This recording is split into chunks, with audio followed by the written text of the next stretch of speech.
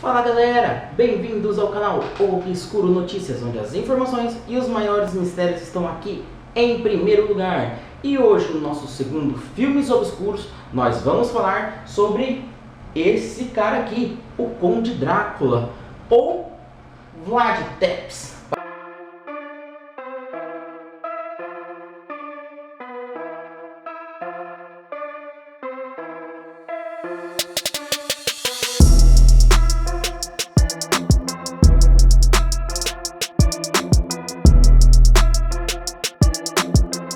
Antes de começar, você já se inscreveu no canal? Corre lá, se inscreva no canal, compartilhe nossos vídeos, deixe aquele joinha se gostar e, se quiser algo a mais, vá na descrição e clique em Patreon e fique sabendo como ajudar o nosso canal. Vamos para a história real desse filme. Vamos voltar então um pouco no tempo, ou bastante no tempo, onde existiam diversas guerras e a Romênia estava entre uma grande batalha que estava entre os cristãos e os muçulmanos. Isso deixava de ser um ponto estratégico para a Romênia, porque estava bem no meio da encruzilhada dessa batalha. E lá na Romênia tinha um rei que defendia os cristãos contra os turcos. Esse rei era o pai de Vlad Tepes. E esse rei, ele era tão casca-grossa que ele se juntou a uma ordem, que essa ordem era voltada para acabar com os turcos.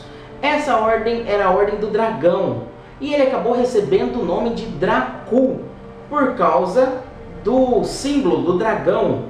Dracul, que lá na frente irá juntar com a lenda para se tornar o Drácula. Mas vamos por partes. Só que na hora da guerra, em vez de ele apoiar a Ordem do Dragão contra os turcos, ele virou a casaca e foi ajudar os turcos a combater a Ordem do Dragão. Só que os turcos não eram bobo não, e acabou prendendo ele por traição, porque achou um ato muito suspeito, muito estranho.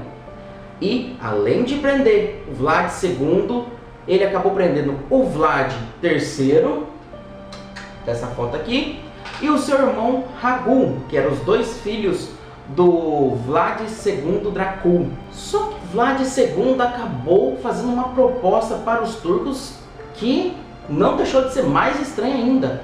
Ele virou para os turcos e pediu para que deixasse ele voltar para a Romênia e ser príncipe da Valáquia, deixando os dois filhos lá presos. E se ele fizesse algo contra os turcos, poderia matar os filhos. Só que ele falou que não, ele amava muito os filhos deles, então era uma garantia de que nada iria dar errado. Isso então foi feito. Vlad II volta para a Romênia e Vlad III e Ragul ficam presos com os turcos. E aí vocês podem imaginar como ficou a cabeça do Vlad III, sendo deixado pelo pai, sabendo que se o pai fizesse alguma cagada, alguma coisa lá na Romênia, ele seria sacrificado. Então ele não ia ser aquela pessoa bonzinha, adorável. Não, estava mais fácil ele ser o serial killer, assassino mesmo, pois ele ficou todo aquele tempo no cativeiro. Imagine tudo que ele viu nesse cativeiro. Passado um certo tempo, Obscuros, o irmão dele morreu e um outro irmão que ele tinha que não estava preso também morreu. E isso foi deixando ele muito mais revoltado. E a partir de um certo tempo, ele começou a assinar seu nome como Draculeia. Já que vocês lembram, o último nome adquirido pelo pai dele, o Vlad II, era Dracul. Então, se tornou Draculeia, assinando, era só esse nome, o que foi assim se originando ao Conde Drácula, ao Drácula que vocês conhecem, pelo menos em nomes até então. E foi passando-se mais ainda o tempo e as guerras continuaram. Era otomanos daqui, era os turcos dali, era os cristãos vindo de outro lugar e a Romênia no meio. Draculeia estava no meio. Foi então que ele conseguiu finalmente ser o príncipe da Valáquia, lá na Romênia.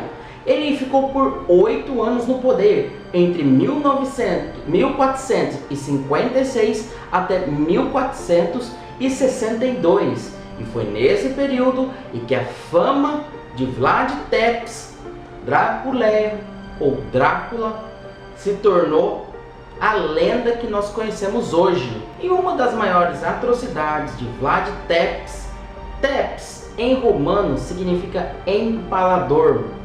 Se você não sabe o que é empalador, é quando você pega uma estaca de mais ou menos 3 metros de altura e você coloca uma pessoa em cima, bem na ponta, que é bem afiada, coloca ou pelo ânus, ou pela vagina, ou até mesmo pelo umbigo, e vai soltando, deixando com que o corpo deslize, descendo essa estaca. Vai sair tanto pela boca quanto pela cabeça, aonde furar. Normalmente pela boca, e evitando com que furasse todos os órgãos e só passasse a estaca. Essa é o empalamento e é o que o Vlad mais gostava de fazer. E diz a lenda que uma vez colocaram 20 mil ou 21 mil corpos para serem empalados, e Vlad pediu para que pegasse uma mesa, montasse uma refeição para ele, que ele iria comer e assistir esses 21 mil corpos serem empalados. Não vale lembrar que a morte dessas pessoas podiam demorar até 24 horas do começo do empalamento. Então era uma cena fortíssima.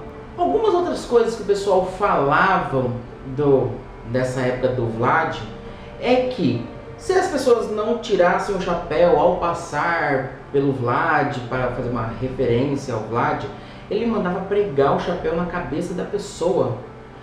E também diz que as pessoas que reclamavam de cheiro de sangue, principalmente no local que tinha o empalamento, ele mandava empalar essas pessoas que reclamavam também.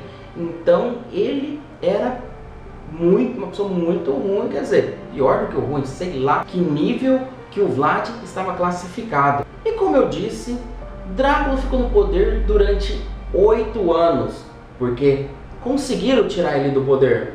E ele saiu, fugiu para a Hungria, onde ficou lá por um tempo. Em 1476 ele resolveu voltar para tentar recuperar o seu trono. Só que mataram o Drácula nessa, porque ninguém ficou do lado dele nessa guerra. E no momento em que ele chega para tentar vencer essa batalha, todo mundo vira contra ele e mata ele. E aí você deve estar se perguntando, ele é um vilão ou ele é um herói? Para a Romênia e para a igreja, ele é um herói, porque ele defendeu os cristãos o máximo que ele pôde. Ele dedicou sua vida em defender os cristãos. Mas para os turcos, para a Alemanha e outros países, ele é o vilão, porque era um sanguinário, matava sem piedade, arranjava qualquer coisa para matar sem dó, sem nada, como você ficou sabendo um pouquinho dessa história aqui. Mas é claro que você vai escolher se você vai dar o título de vilão ou o título de herói para Vlad Tepes, o Drácula. E foi então que Bram Stoker resolveu escrever o livro do Drácula, do Conde Drácula. Ele juntou toda essa lenda, todo esse falatório para fazer o Drácula virar um vampiro que até então não existia. Usaram o empalamento, usaram o jeito dele, que diziam que ele gostava de beber sangue, usaram também a refeição que ele tinha na frente de 20 mil corpos, 21 mil corpos. Tudo isso ele juntou e criou o vampiro, Conde Drácula Vampiro. Tudo isso virou uma lenda, se transformou em um livro e se transformou em diversos filmes que vocês veem por aí na televisão, em DVD, Blu-ray. Só que o último filme lançado é um que conta mais ou menos a história do Vlad que eu acabei de contar para vocês.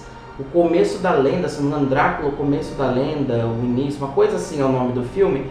Nesse filme aí, tem lá a sua parte hollywoodiana, que os efeitos especiais, um pouco de vampirismo, mas sim, conta assim um bom início, sem ele ser vampiro, então, que as guerras e tudo mais. Então vale a pena vocês conferir para ter uma outra noção do que foi o Vlad Tepes.